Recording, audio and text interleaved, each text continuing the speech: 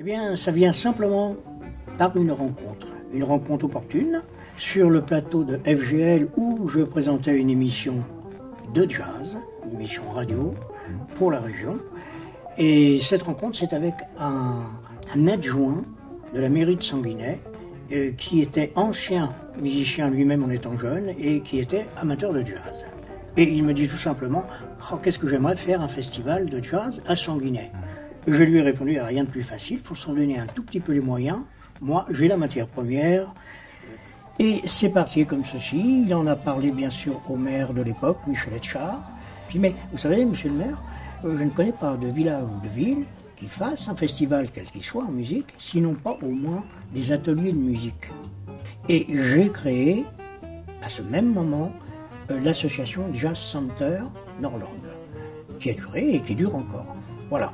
Et cette association, j'ai monté, à la même époque, un Bing Bang, un orchestre. On a commencé à 8, 9, 10, et ensuite, eh aujourd'hui, nous sommes 23, et c'est inclus dans les ateliers de musique de Sanguinet. Voilà. Et ça a commencé comme ça, le premier festival en 2000, le vrai festival en 2000, sur la place de l'hôtel de ville, de la mairie. Et il y a eu tellement de monde à ce premier festival, j'ai demandé si c'était possible qu'on le fasse à l'espace J'aime, qui était un espace que la mairie avait repris, et qu'on a transformé en village de jazz à partir de ce moment-là. La première particularité, c'est la passion. Moi, je suis passionné de musique, de toutes les musiques, mais plus particulièrement celle de jazz que je pratiquais, bien sûr. J'essaye de faire découvrir l'univers du jazz. Je dis univers parce que c'est pas une seule musique. Le jazz est multifacette. Et si on va aux frontières du jazz, on touche à la boîte de musique, on touche à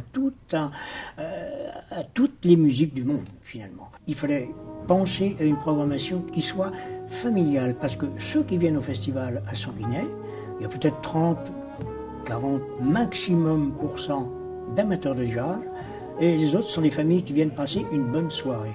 Et quand une famille ou le public, quel qu'il soit, vient passer une bonne soirée, il faut qu'il ressorte content d'avoir entendu une bonne musique festive, de qualité. Il faut aussi s'écarter un petit peu de la planète jazz en restant à la frontière toutefois, tout en gardant, et ça c'est très important, ce qui est le principal dans la musique de jazz, c'est-à-dire le rythme swing. On a beaucoup de chance d'avoir un site merveilleux, très ludique, un site champêtre là-bas, avec une petite pièce d'eau, où on peut faire les animations, repas, bodega, où il y a le chapiteau à côté pour les concerts vedettes de soirée. Et puis on a aussi également les jardins de la mairie avec un podium. Et puis il y a le bord du lac, quand le temps le permet, bien sûr.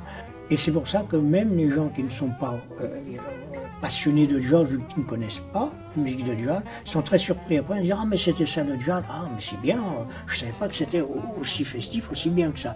Or bien sûr, comme toutes les grandes manifestations, celle-ci ne peut exister que par les bénévoles, le travail des bénévoles. Si on n'avait pas ce travail extraordinaire de toutes les équipes de bénévoles, eh bien rien ne pourrait se faire et je les en remercie infiniment. Je remercie bien sûr aussi tous les partenariats, la commune, son maire, toute l'équipe, Raphaël qui fait un gros travail administratif et toute l'équipe de l'Office du tourisme.